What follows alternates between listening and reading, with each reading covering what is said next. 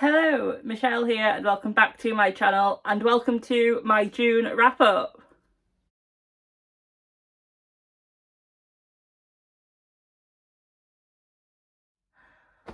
June was a good month.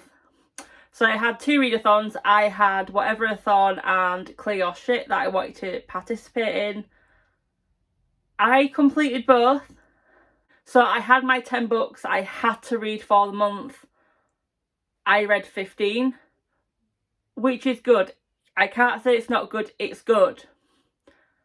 I just wanted to read 17. So I read 15. I had my first 2 DNFs of the year. So I'm going to go through my 2 DNFs and then I will go into the other books I actually read, completed and rated.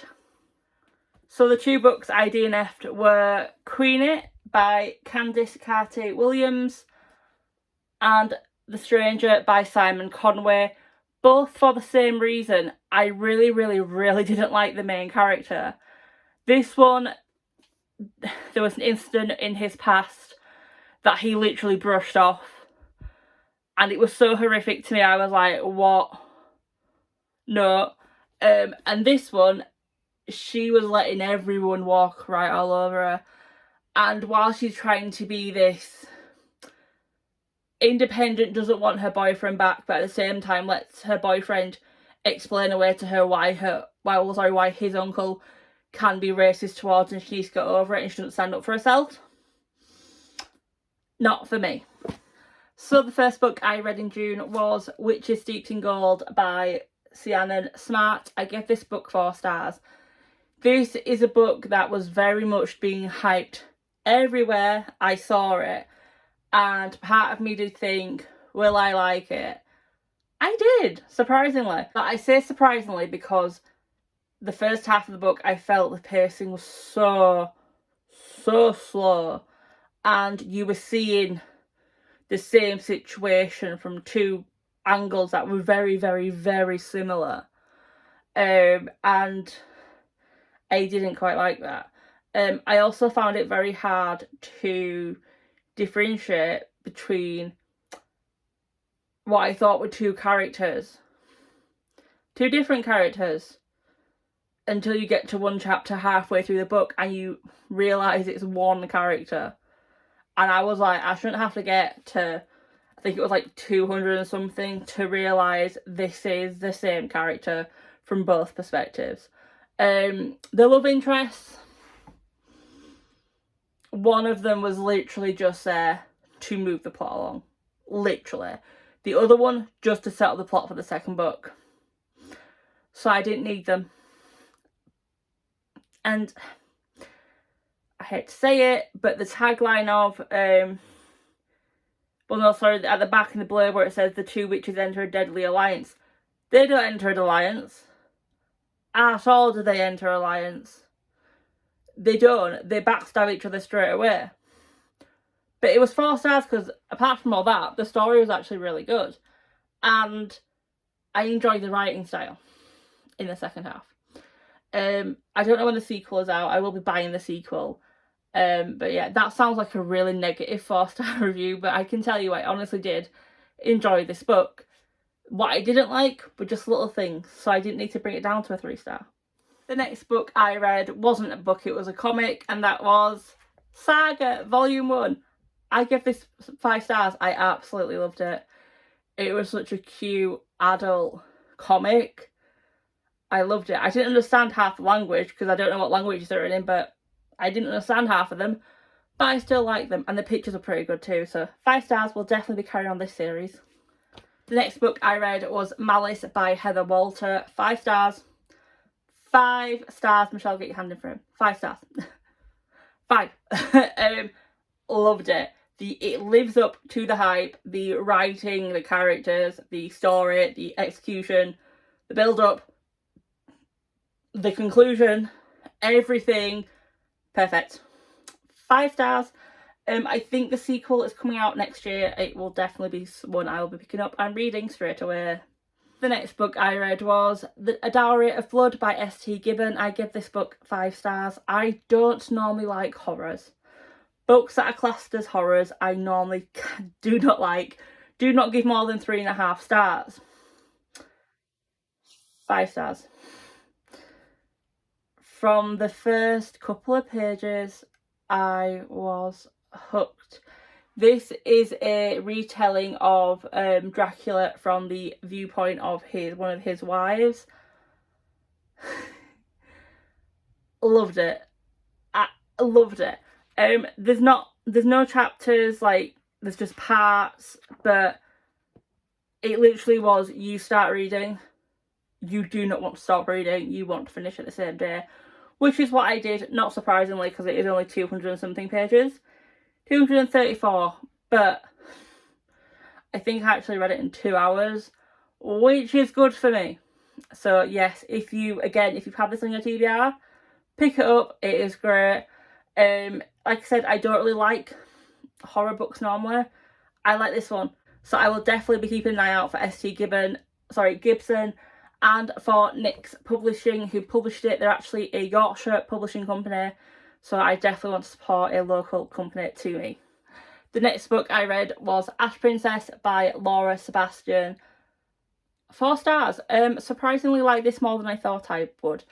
I thought it would follow the typical YA trilogy, you know, a girl who's been taken from her throne, treated like crap. Love interest is the son of her enemy, correct? Would have a second love interest, love triangle, correct? So I did guess a lot of the twist in the first 50%. Then the second 50% happens. I stopped guessing twists and reveals, and I loved it. I loved it so much. So yes, it does start to follow that typical YA trope of girl who's been taken from her throne, 2 love interests, powers, but it doesn't feel like a typical YA trope or book. So I quite enjoyed it. I do actually have the other 2 books in this trilogy over there, so I'll definitely be finishing this year, and it's one that I am hoping one of my nieces will want to read, so I can quite gladly go, here! So yes, I really, really enjoyed it.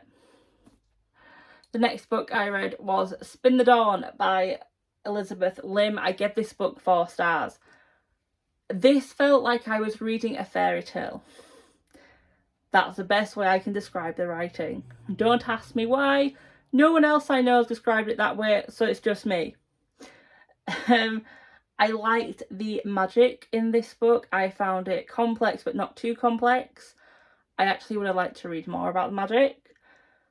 I enjoyed the initial love interest, until after they realise they like each other 2 days later, aka 2 chapters. I love you.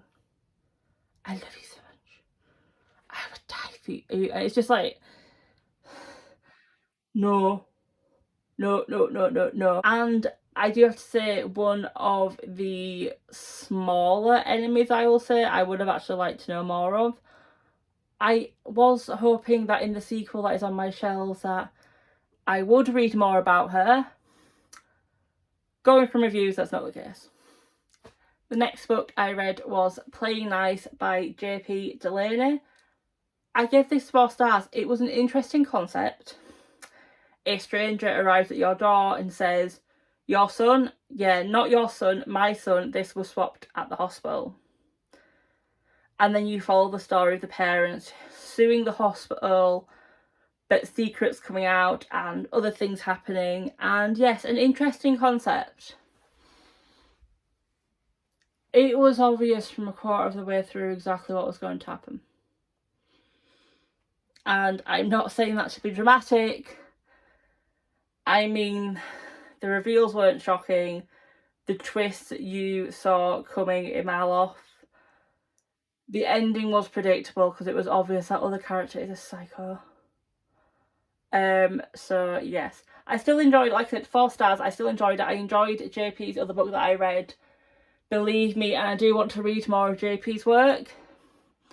and this didn't put me off. It's just, I think if things weren't so obvious, it would have been a 5-star.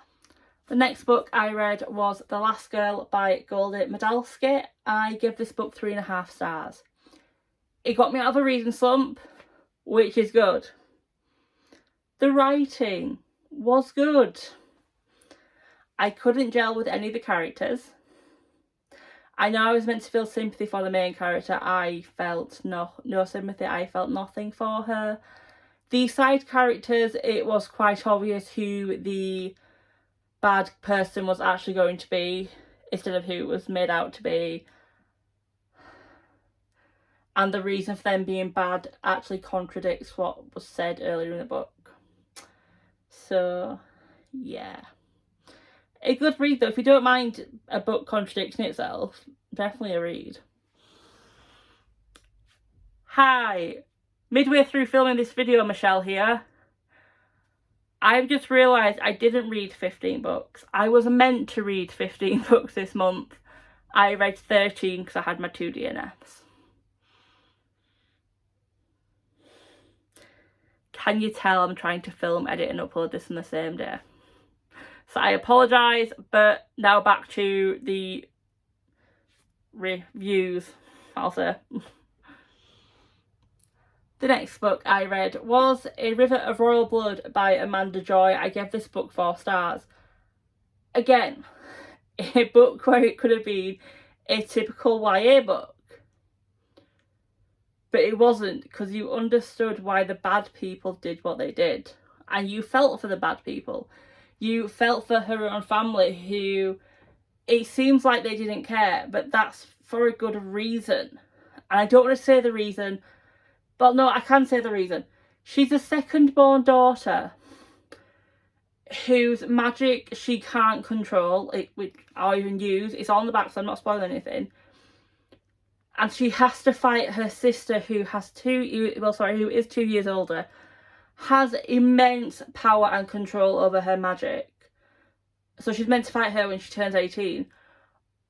Her mother and sister know she is going to die. Of course they're not going to be lovey-dovey. They want to protect themselves. Let's be honest. They want to protect themselves. So that I understood why they were. This is where they were. The love interest... It was okay. I just wanted it to be someone else, but yeah, that one was alright. The reveal with her dad, I was surprised at first, and I finished the book. Went back and read a few specific chapters and were like, I should have realised.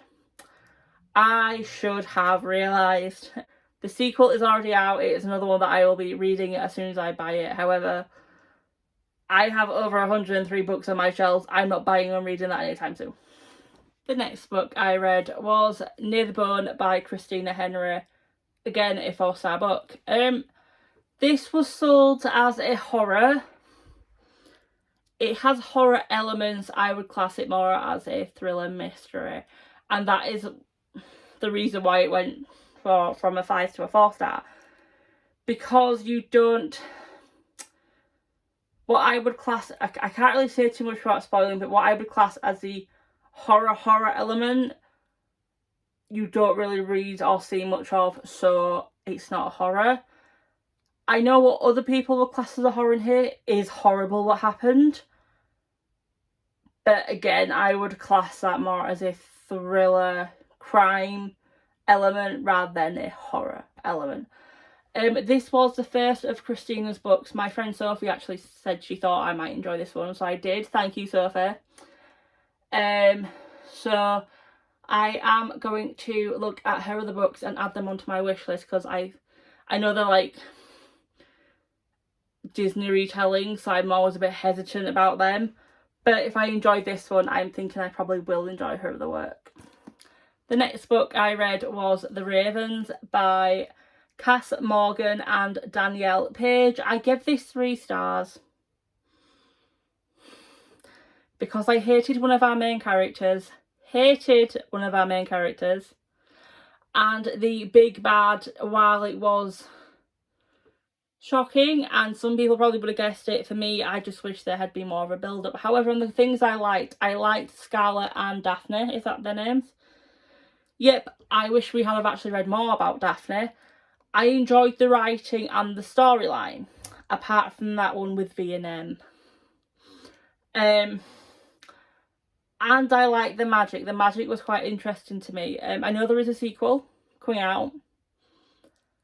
I am 50-50 whether or not I will read that, because while I want to read more about one of our main characters, the dislike of the other, I will say, is very overpowering, especially when I read this book. So yeah, 50-50 whether or not I pick up the sequel. 3 more books to go and then we're done. And the next book I read was Spellslinger by Sebastian D. Castell. I gave this 4.5 stars. I thoroughly enjoyed it. Yeah. Sorry, I was just double checking why I didn't give it 5 stars. Just because I didn't like the conclusion towards some of the characters. That's literally it. Not even the main character I loved. The main side characters I loved. The family dynamic, while frustrated me, I understood completely. The magic was interesting. I liked the writing. I'm gutted I didn't pick up this series sooner. I have added the second book to my wish list. I never add full series. I always add just the next book. And I will be reading that as soon as I get it. But again, not anytime soon with my 103 books to read. Hi again, Michelle nearing the end of filming this video. It wasn't 13 books, it was 14. I will count them while I'm filming this, so I don't count wrong again. 1, 2, 3, 4, 5, 6, 7, 8, 9, 10, 11, 12, 13, 14. 14 books. Can you tell that I'm warm and I just want to get this filmed, because I should have filmed it yesterday but I couldn't because of alcohol. Nearly at the end, I promise again. And the next book I read was In the Ravenous Stark by A.M. Strickland. Oh, 5 stars. I know this is a standalone. I need a 200-page epilogue or another book just for Jataf. I need more of the whole group. I do. I absolutely adored this book. The writing, the story, the writing. So when I read a book, in my head, I can never see this landscape as the author has wrote it. I saw the landscape as the author wrote it. There was nothing in my head that I was changing. It was exactly like she wrote it. The characters were exactly like she wrote them. Loved them. The characters. Jataf is my little non-binary buddy, and I need more of them, and I need, like I said, I need a 200-page book of them taking down a certain character. If you've read this book, you know which character that is. The throuple and the LGBTQIA plus rep didn't feel shoehorned in. It felt natural. You may, well, if you've read a lot of LGBTQIA plus books, you'll know that a lot of the time it feels, well, some of the time it feels shoehorned in and forced. Natural. Absolutely natural. I need more. Please, I need more. The second to last book I read was Pride and Prejudice by Jane Austen. I gave this 5 stars. It was a reread. It's my favourite classic. Elizabeth and Darcy are my OTP. What more can I say? The last book I read this month was The Hunting Party by Lucy Foley. I give this 3 stars, unfortunately. I loved Lucy's book, The Guest List, so I thought I would like this one as much. A lot of people were saying they didn't like this one as much as The Guest List and vice versa, and I am in the camp of the first. I didn't like it as much as The Guest List. Why did it get 3 stars? Half the characters were freaking unlikable at all. The red herring was obvious, so obvious I didn't follow it. And the big twists and reveals were the most obvious things I probably ever read. I read this month, more obvious than what happened in Playing Nice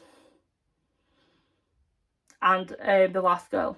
What gives it 3 stars is the way Lucy writes about Scotland and the description of the land they're in. I've been to Scotland, I've been places that I like this in the book, and it made me want to go back to Scotland, even more than I already want to go back to Scotland. But yeah, a bit of a letdown, I'm afraid.